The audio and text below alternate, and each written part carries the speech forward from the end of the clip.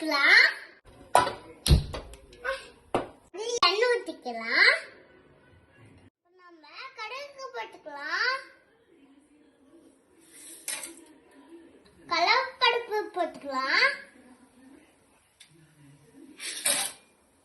பருப்பு போட்டுக்கலாம்.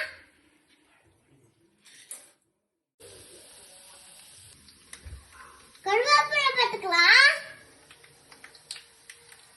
அதுக்கப்புறம் போட்டுக்கலாம்.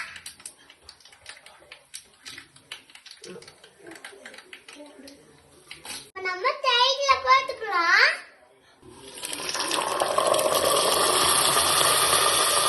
தேவையான உப்பு போட்டுக்கலாம். வறுத்து சாதம் எடுத்துக்கலாம். நம்ம சாதத்துல இது போட்டுக்கலாம். நம்ம மிக்ஸ் பண்ணிக்கலாம். மரணிப்பால் போட்டுக்கலாம். பூண்டு போட்டுக்கலாம். தயிர் சாதம் ரெடி ஆயிடுச்சு. வாங்க டேஸ்ட் பண்ணிக்கலாம்.